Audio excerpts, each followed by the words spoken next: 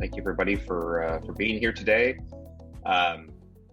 It's still morning here on the West Coast for me, technically, so I'm going to do the best I can here on my. I think I'm just starting my second cup of coffee, but we're going to make the best of it here.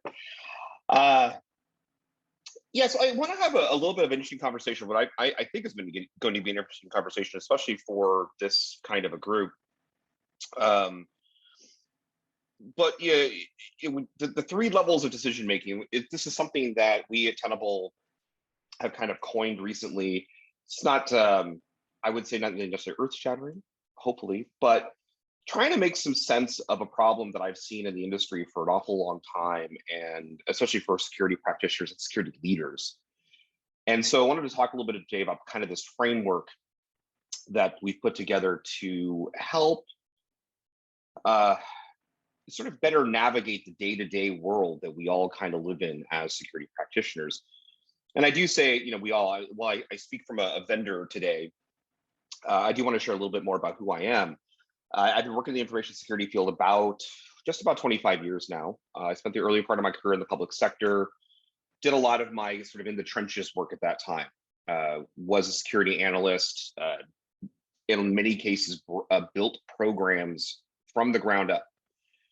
Early part of the sort of information security career path, it wasn't really a thing back then. It was all just IT work. But we're finding government agencies that I was doing work with back then were in desperate need of security programs. They had nothing. And so I spent a lot of my time building everything from the ground up. That's implementing tools, that's writing policies, it's training, all of it. Later on, I've spent the last decade or so of my career as a CISO in a private sector. In the private sector, I've been a virtual CISO through consulting agencies. And just before my time at Tenable, I spent a lot of time as a consultant for management, really, for C-level executives, board of directors, about how to optimize their security programs, where they're, identify where they're having challenges. That could be personnel, that could be tools, I guess, could just be a process problem. And so it's been a great opportunity for me in a lot of ways to see many different aspects of security programs over my career. Like I said, I've been in the trenches. I've been a CISO. I've been kind of in between. I've been in public and private sectors. I've been a vendor. I've been in, directly for companies, kind of been all over the place. So I've had this perspective of how it all works, the challenges that we have for a long time. And what I want to share with you today is kind of my thoughts really on how to formalize the chaos of what we're all dealing with, and how we can maybe do some exercises to help us get better at making decisions about mitigating risk and improving and optimizing our security programs. So with that, that's ultimately our agenda today. We're going to talk about why there's a big problem. We'll talk about the three levels of decision making, what they are. And at the end of it, I'll talk a little bit about how you can start to think about it a little bit differently in your own security program.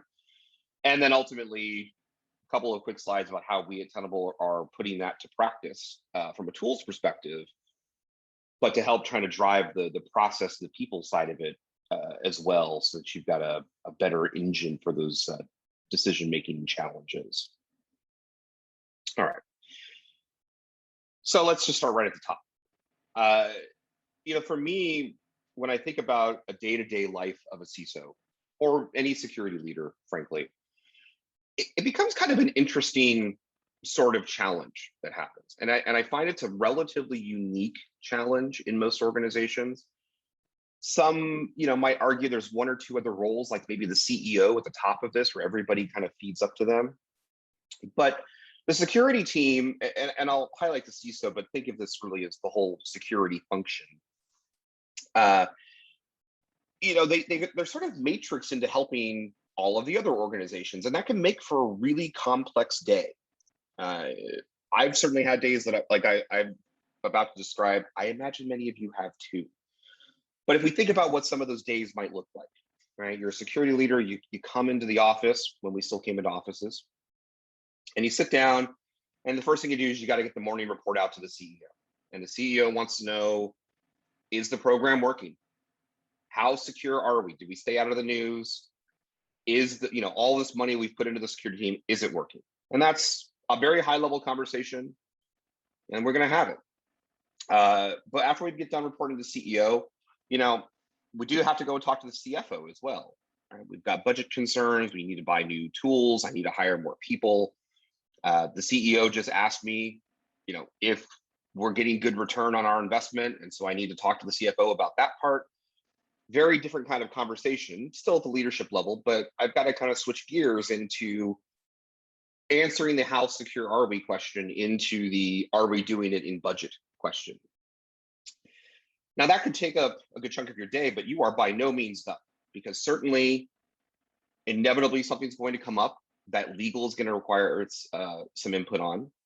Could be a new regulation that's being passed in a country where you do business. Could be a new privacy law. We've seen those pop up here in the United States. GDPR, the big one in Europe of a couple of years ago. Commonly, the security team's got to get involved in those discussions. And so now we go to put on our legal hat and talk about legal risk and how we can help the company address that from a lawyer's perspective. But wait, 2 seconds out of that meeting, your sales team, one of your leaders comes and says, hey, I've got this really, really big deal on the line. But the chief security officer that we sell to wants to talk to our equivalent to talk about why we're a good fit, to make sure that our company is doing all the right things. They might want a SOC 2 report or whatever the case might be. So now you've got to put that hat on and play nice there so you can help the business do what it's there to do.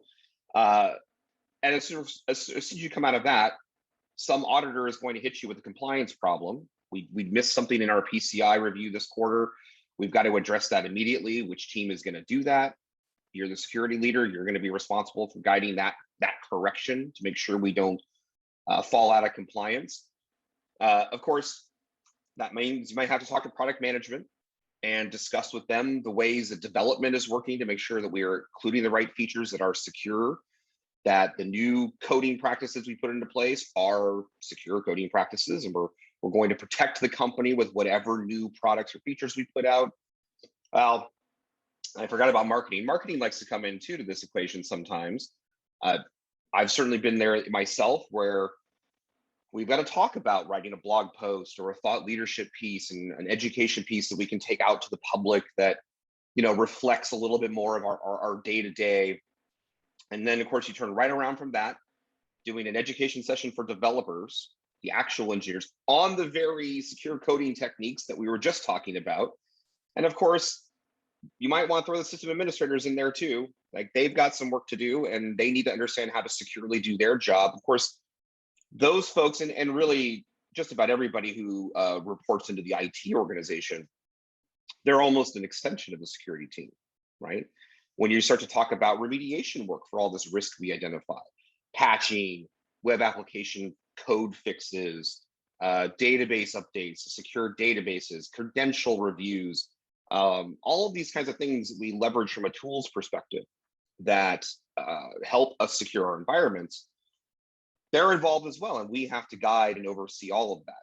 Now, this is not a pretty picture, and please don't think that my terrible line drawings here of arrows is accidental. It's ugly because the reality is, on a day-to-day basis, if you're in information security in one way, shape, or form, you get pulled in a lot of directions to have a lot of different conversations for a lot of different audiences. We talk a lot about how security is the thread woven through the organization. It should be in every part of what we do as a business. But in practice, that is not as well thought out as it really should be. Right? We don't create hierarchies that support good communication models. We don't often build our security teams to be able to deal with all these kind of different aspects. Maybe in the very largest companies, but it's an uncommon thing even there to see that that all of those different communication techniques, all of the different levels of communication require very specific skill sets. And if you're a team of 2 or 3 people or 5 people even, you're getting pulled in all these directions. There's no way that everybody has a specialty in each of these things. So we in security have a very unique problem, and that is what we're seeing here on the screen. It's a big batch of chaos, and we've got to address it. we're the ones. So how do we get there? Well, what I'm hoping to talk about today is how we're going to put a little bit of a framework around this. So to quantify this in text, I'll think about how unique the security teams are. Here's a list that is not all inclusive, but as you read down the list, I would hope that some of you are nodding. Yep, I do that. Yep, I do that. Yep, I do that. And of course, the very last bullet point is always my favorite. I don't think I've had a job in the last 20 years that did not have the other duties as assigned as part of the job rec. And as we know, I mean, security gets pulled into things that we don't even think about sometimes, just to make sure. People get spooked about, I heard about this thing on the news. Is it ransomware? Well, that's time out of our day to have to figure out what they're talking about. What is it a threat? Is it even a technical threat? Or is it something that we're responsible for? Who knows? But we do. You know, we get seen as technical experts sometimes. We get seen as risk experts others. We get pulled into a lot of things. What I find interesting about sort of quantifying this list a little bit, I've asked on a couple of other webinars I've done a similar conversation, and I asked the question with people here, how many of these things do you do on a given day? You know, big picture. The most common answer we hear of this on a given day is somewhere between 6 and 8 of these. So if you think about that, is 6 of these tasks or even up to 8 of these tasks, that's every hour on the hour, you are mentally switching over to dealing with some other aspect of the security program. It's not a lot of time to focus on any one thing. And again, based on your skill set and your background, it could be a really difficult thing to switch over. It might be something you're not good at, takes you more time to try to figure out. But the expectation from the business is we're going to get it done. So this, however, when we talk about how this resonates and people see it and they go, yep, I do 6, 7 of those things a day. That's my life. It's still too big. And it still creates a challenge for us as we start to navigate through these different teams. How do I talk to the board? How do I work with legal? How do I work with my admins? How do I talk to the sales team who knows nothing about both security or technology, but I've got to address them. I've got to help all these folks be successful in their own ways. How do I do that when I'm doing 7, 8, 9 of these a day? So obviously we're wearing a lot of hats. I don't have mine on today, but I assure you, I keep one around for these purposes. If you're not wearing one, you know, a hat, like multiple hats a day, consider yourself one of the lucky ones. And if we're really good at what we do, we're wearing hats that come from very different professions, right? We go from being business executives to financial analysts, to executive advisors, to consultants, to actual admins. I mean, a lot of my colleagues still at the CISO level manage tools because someone on the team has to do it, and not everybody has the time.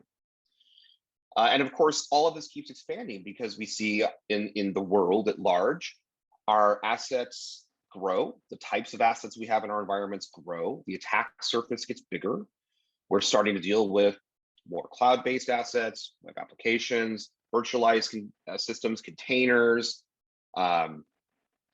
Security teams are also often now taking on credential management because of the security risk that happens through credentials. Operational technology, we see this in the news quite a lot, all these industrial control systems and you know, big manufacturing or power equipment stuff that now is starting to show up in other verticals, right? It's not uncommon anymore to have specialized industrial type equipment popping up in other areas of other companies, and those things are at risk. So we become an expert at all things, and it forces us into wearing a lot of different hats, and that mental switching is a big challenge. This is the problem I've seen happen over 20 years, and again, this is kind of the problem that that I want to try to help solve today a little bit. So let's talk about what that looks like. So at Tenable, we've got this idea of the 3 levels of risk decision making For the record, there is a white paper that we've got on our website about this. I will let you in a little bit of a secret. I authored it, so I a little bit of a conflict of interest to have you say, for me to say go out there and read it because it's awesome. But it goes in a little more depth about all of this. It puts a little more of a framework around each of these pieces. But what we wanted to do is to try to break down these different types of conversations, the different types of functions that we have to do as security practitioners and leaders into these three levels.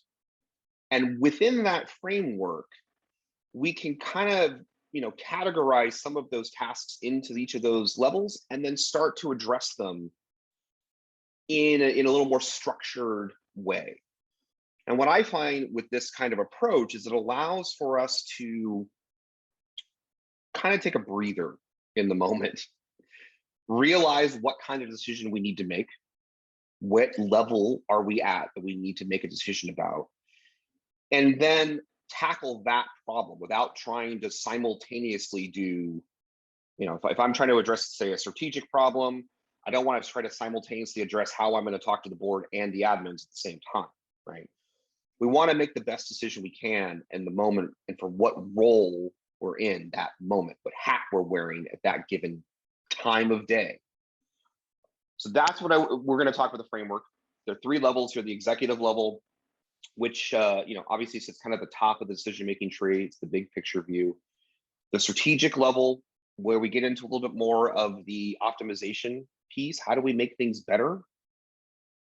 And then, of course, the tactical level is still very important, right?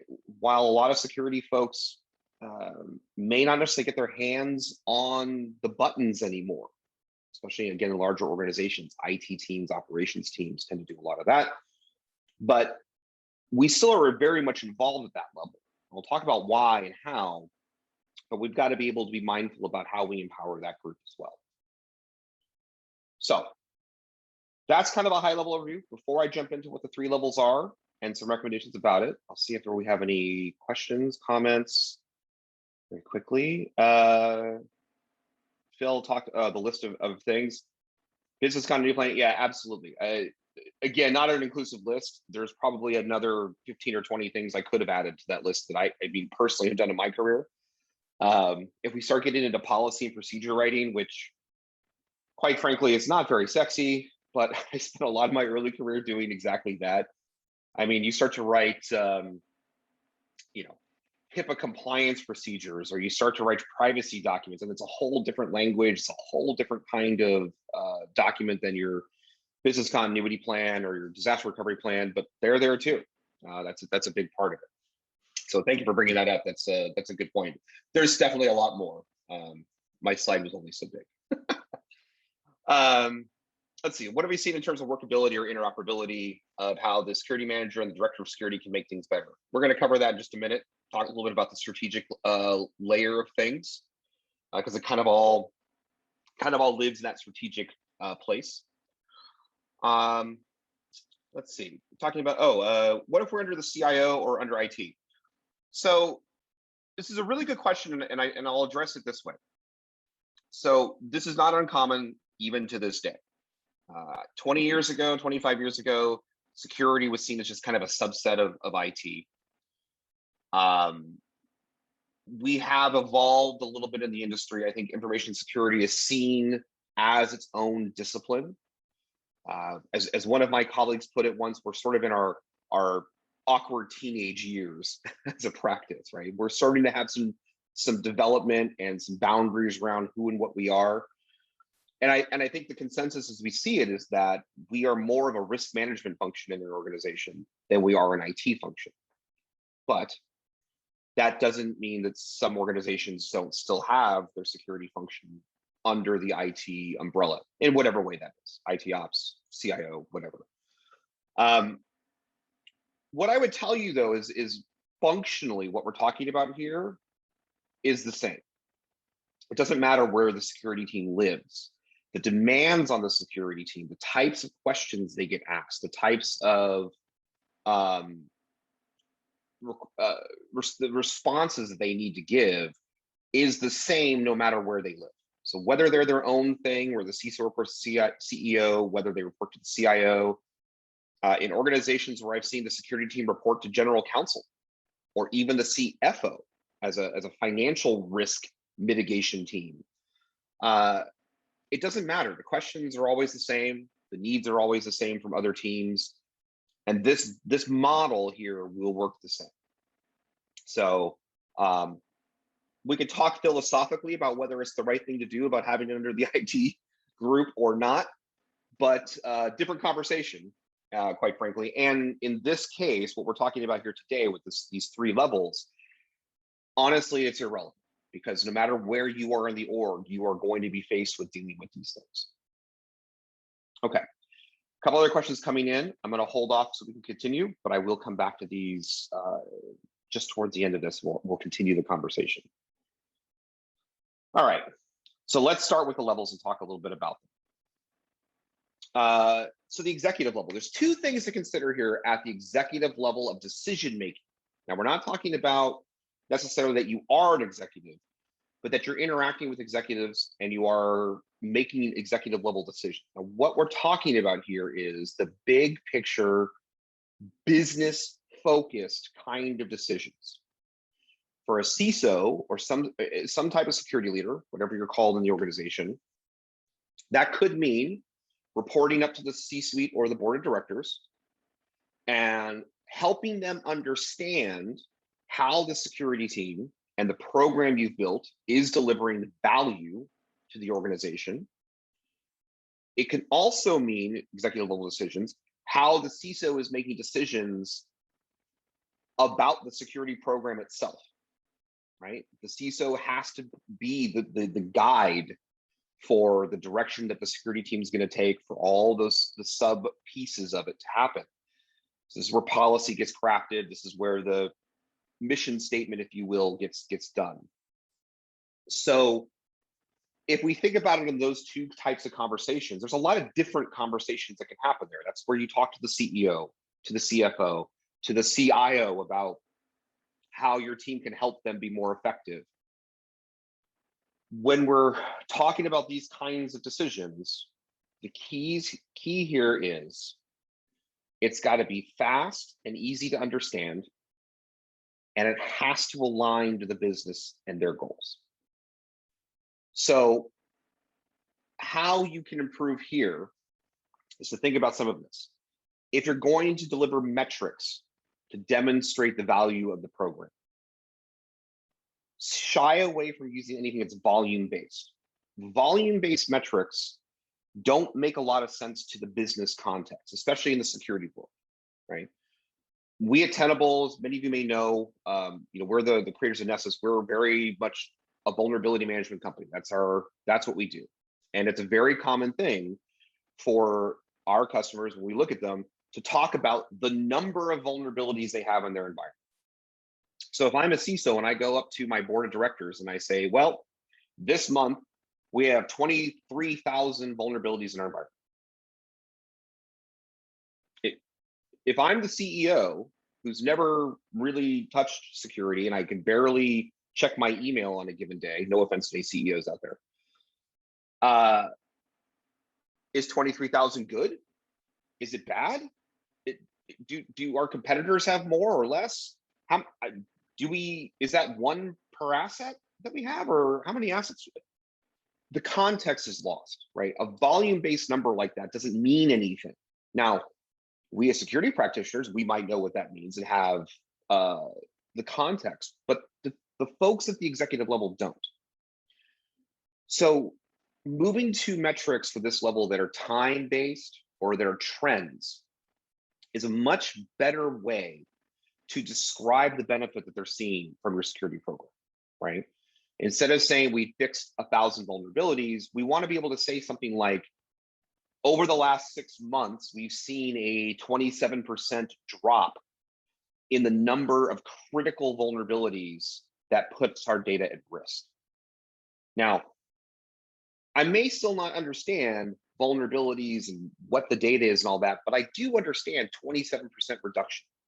If I'm a business leader, that's a number that makes sense to me, right? So starting to talk in that business language, starting to think about this in a way that when you describe it to that C-level executive, it's simple for them to understand. They quickly get some context around it. They may not have the details, but they don't necessarily care about the details. But that quick context is key. So go with trends and measurements like that, time-based metrics, percentages, increase, decrease, that kind of thing. It's really easy. What this is also going to do for you as a leader is this is going to allow you to demonstrate better value. So well, let me back up. One of my very first mentors in security once said to me, the biggest problem with being a CISO is when you do everything right, when you have the best security program on the planet, when you can make it all happen, you've done it, you've built the perfect program and it's working. When you do all that, nothing happens. Meaning no data breaches, no phishing emails, no criminal ransomware attacks, no nations, like nothing happens. Email works, the systems work, everything stays online. And if you are trying to report to the business the value that your program brings, it's awfully hard to walk up to a board and say, nothing happened, please reward us. It's a level of context that's kind of hard for some folks. And reporting 0, while to us sounds great, again, from a business perspective, it doesn't really help. And it doesn't reflect all of the work and effort that goes on behind the scenes to make it 0, to make sure that nothing happens. So we have to be really mindful about how we report ourselves and demonstrate value to these folks. If we can demonstrate that value, budgets get freed up. We get more executive level support if we need to make changes. When you're at that point of overhauling how some applications work because they're not secure, we need to go to a more secure model. You're more likely to have champions at the executive level help you make sure that the other business units adopt those changes.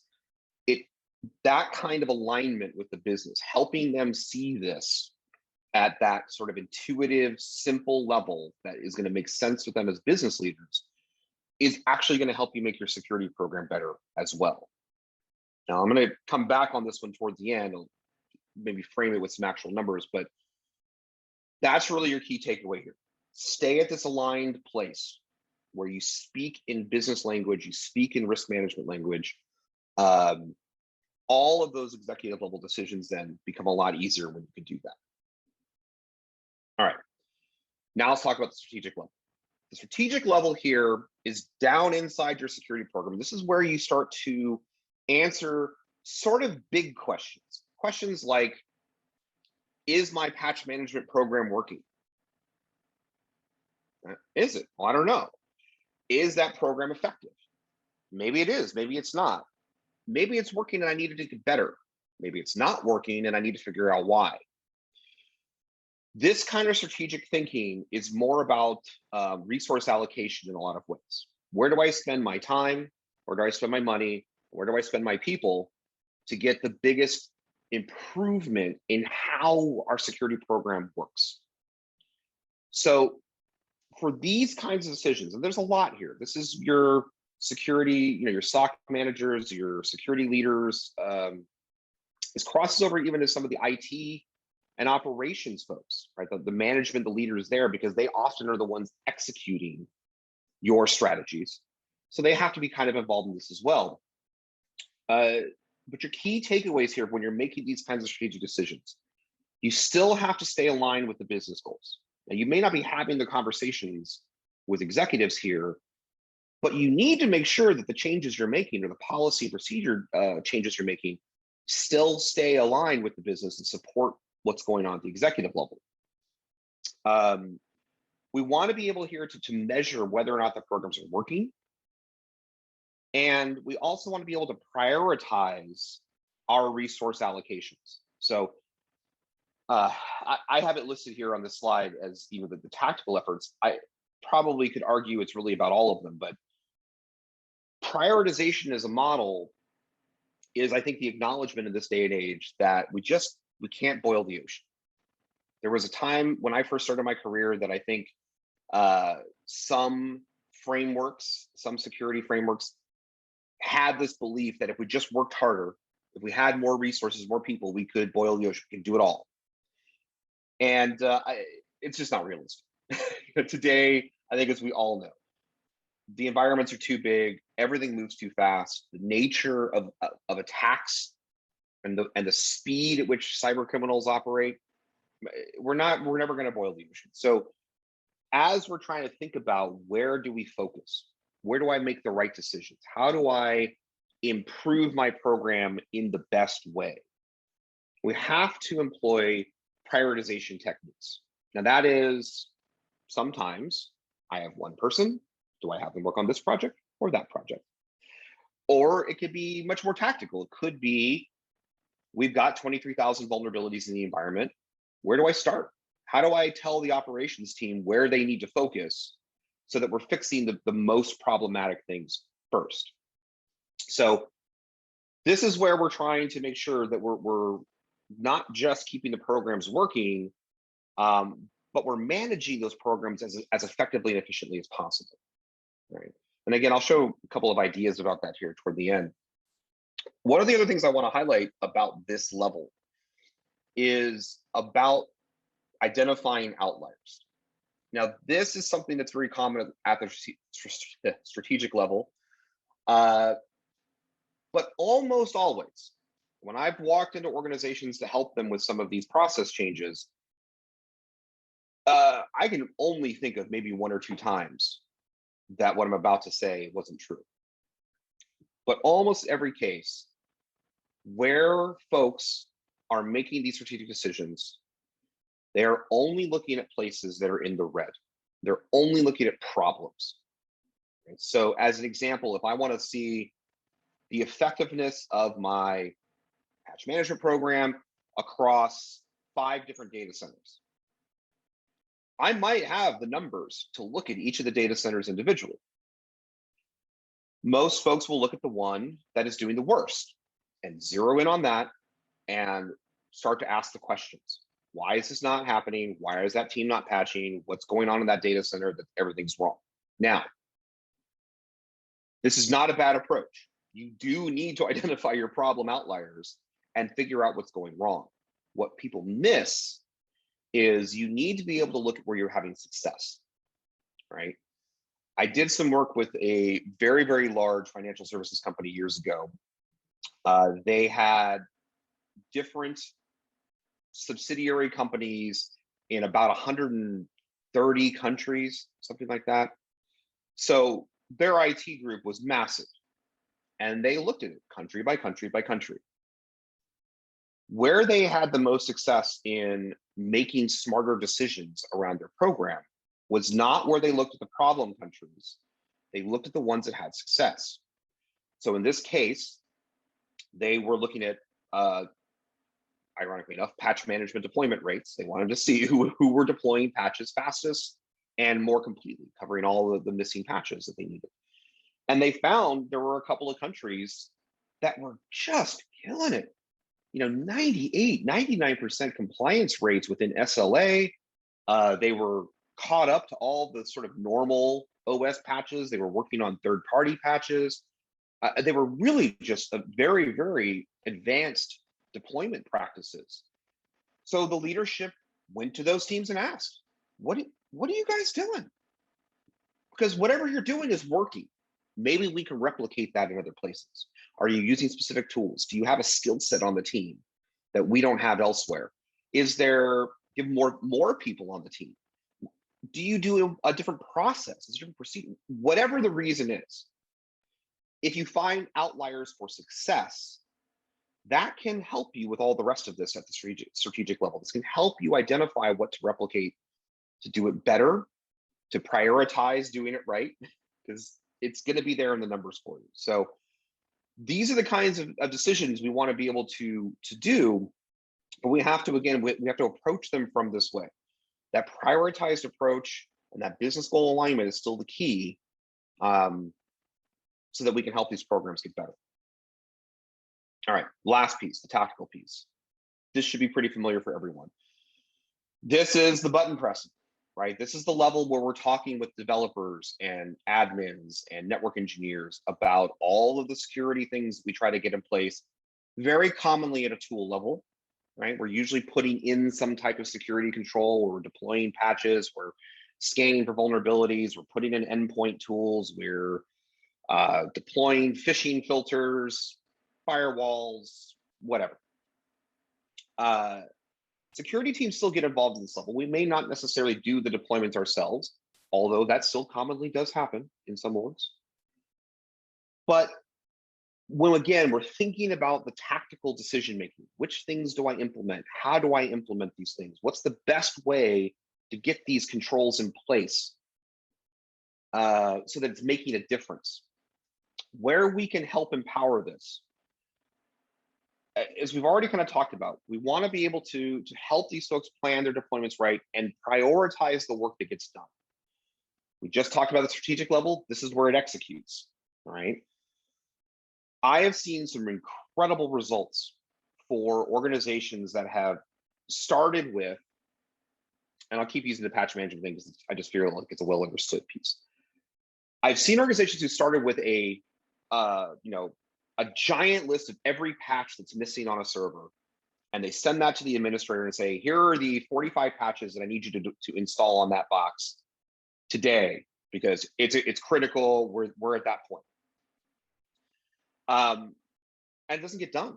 Those folks are busy. They got a lot to do, right? And more often than not, it just doesn't get done. However, if you send them a list that says, here are the top 5 things I need done because these are really bad. We know criminal actors are taking advantage of these things today with ransomware exploits. Can you please get these 5 done? Most admins go, 5 is reasonable. I can fit that into my schedule. I get 5 done. And we get those 5 done. And then next week you do the next 5 and the next 5 and the next 5. That prioritization approach has astonishing benefits. And I have seen organizations where those numbers on compliance rates for deployments just shoot through the roof because they go from doing nothing and having teams that aren't working with them to being able to get those folks on board and actually being able to make some headway on it. And the more important thing is they're making headway on the most important problems, which is going to reflect, that effort is going to reflect that the strategic decision to prioritize was correct, which will then reflect at the top level that the program is effective and is making a difference. This is an alignment piece that even at the tactical level, we want to make sure that that's being shown. This alignment has an extra benefit when you think of it this way. I have heard from a lot of engineers who resist when the security team comes knocking because to their feelings, they're not represented properly to executive management. The security team takes all the credit. If you can line up all the numbers though, if you can make them see, if you do this work, it makes a change in this metric, and this metric gets reported up to the board directly, they now have a continuous view of like, oh, I can see how my effort makes a change for the better, and that gets up to the executive folks. I'm now invested in this as well. That kind of alignment, when you can do your numbers correctly, doing again that time-based, trend-based sort of reporting, it changes the whole nature of communication between these 3 levels and all the different teams and pieces involved in that. Okay.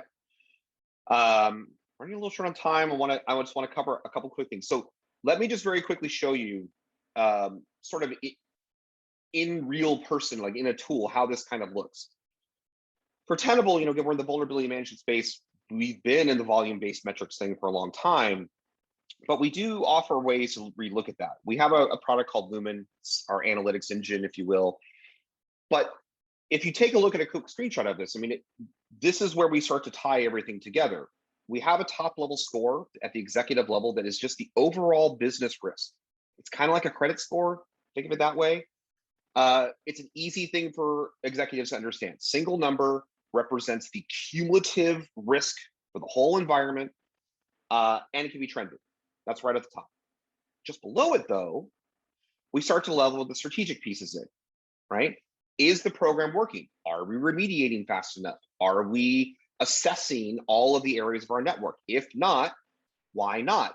We can see down below, we can see the breakdown of the groups and say, oh, well, I've got a couple of groups that are in the red. Why are they not contributing as much as the others? You also see a lot that are in green. We've got one group there that dropped their risk score by 40 points. They're doing something right. I need to ask them what's going on, see if we can replicate some of that. And even if I go down further than this, I can drill right through this information and it converts into this tactical level. So we start to see like, well, look, if you want to address that big number risk and your group has a small component of that number, and under that group, here are the most important things that would reduce the risk the most. It's a prioritized list based on a threat score. There's a lot behind that with threat intelligence, but that's another conversation. But this is the starting point. If I could start with the top 5 or 6 of these things, we will make huge strides in reducing the kind of risk in the organization. But it also means if I'm the person with this list, I can see how this ties directly into this bottom half of this screen. So it affects our group, which then directly reports into the executive level, tying it all together. So we create that alignment in this metric. And this is just obviously one example because we put it out. It's the one I have. But this is how you can start to really rethink these decisions and report on them in a way that everybody understands, that everybody's kind of addressing the challenge together. And it puts you in that better frame to be able to think about these things at the 3 levels, but see how it's all connected so that you're keeping the business on track. Okay. I think we've got a few minutes left. I want to make sure we come back to some questions and yeah, absolutely, Nate. There's a few questions here. We've got a couple minutes, but maybe we can run through them. And if you can't go too deep of a dive in there, maybe we can have you follow up with them later. But Jamie Pittman asks, how do you prevent burnout when you're wearing multiple hats for your team? Empathy. Be empathetic. Your team is also wearing multiple hats, and it's hard when you're a leader. You get pulled in 1,000 directions. Someone comes to you and says, hey, I need some help. And you're right in that moment of like, oh, I'm busy. I'm doing all these things. And you're kind of all over the place. Have empathy for yourself. You're busy and you're having a hard time, but your folks are in the same boat. So make the time where you can, have the empathy for them in their position, make sure they understand you get it. I know it's kind of a soft answer, but it's the truth. We're all humans and people here. They really, the first thing, if I'm an admin or a security analyst, I just want to know that you get it, that you understand I am in over my head. And then from there, as long as I know you get it, I'll have more confidence you'll help me solve the problem. Perfect. Thank you. Next question here is, have you seen security under first line or second line? What's most effective? That's a great question. And for any of you who've ever watched me talk, you're going to hear my very, very infamous "it depends" answer. It depends on your organization. Some orgs work a lot better with it under first line. Some work a lot better second line. You have to look at what the business needs. And sometimes it's better to have the CISO have a really direct connection and see that security takes front and center approach. And sometimes you really do have to have it be a supporting role. Just politically and culturally, that's what the organization needs. So there's no one right answer there, unfortunately. It really does depend on the business. Great. For bigger orgs, where do you see risk, compliance, and legal in the 3 levels? Again, it's going to depend on what you're talking about, right? So legal, I'll use legal as a good example, and compliance kind of the same thing. You may be faced with an executive that says, hey, I just heard about this new regulation. What do we do? Well, they're really talking big picture, like how does it affect the business? Do we have to invest more money in it? Do we have to get new hires? What do we do? But once you get into that regulation, you're going to have to think about it strategically and go, okay, well, if we're responsible for the security team, how are we going to manage the requirements that this provides? Think HIPAA and SOX and all those big regulations. Orgs had to go through that exercise. And then once you figure that part out, you still got to do the tactical, right? Well, the regulation requires that I do these 25 steps. Where do I start? Which one do we execute on? Which team do we do? So those 3 concepts, they don't fit in the levels necessarily, because as security practitioners, we are addressing those 3 concepts you mentioned at all 3 levels. So you have to kind of put on the right hat for the audience, the need that you've got in that moment. Great. This kind of falls in line, but is it you organize the risks per asset or per business line or per attacking surface? Yes. All of it. Sorry, tongue-in-cheek answer. Something again, no right. There's no one right answer here. I would advocate for anyone who's starting off on this. You're trying to organize where risk lives in your environment. I would advocate for transforming the data in many ways as you can, because sometimes group doesn't necessarily reflect the fact that you have a really big technological weakness. All your Linux systems aren't getting patched, something to that effect. So you want to kind of look at it from all the different plays. I would not rely on any one. Now that said, something like by business group is a very effective conversation for business leaders. They can wrap their heads around that concept. Something like your technology-based groupings, Windows assets, Linux assets, that works better for an IT audience, right? Because usually they're broken up by those teams. So allocate dissect the data in a way that makes most sense for the conversations you're having. But as security leaders, we should be looking at all of those different transformations, because that's going to feed into what do we do next? Where do we focus our next efforts?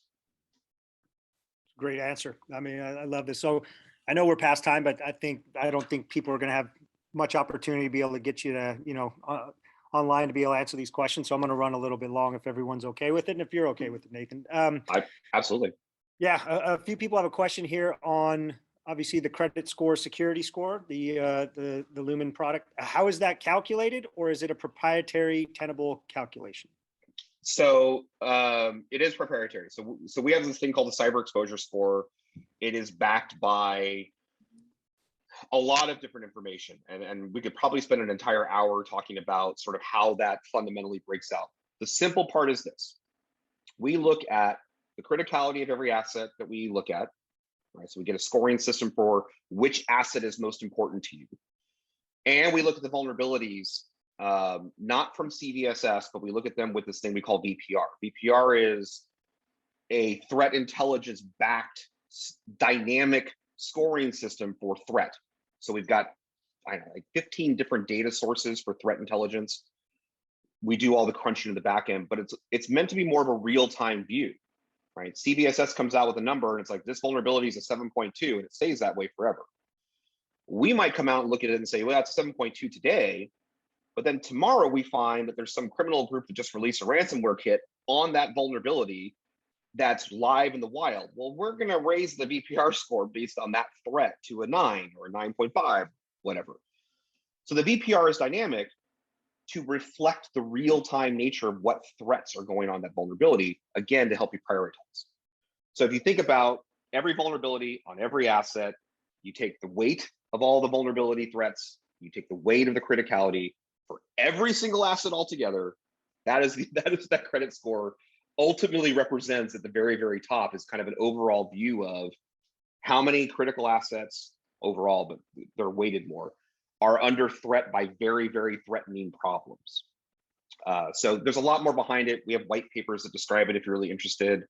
And that is part of our product line to kind of pull all that data together in that very simple to see kind of way. Great, thank you.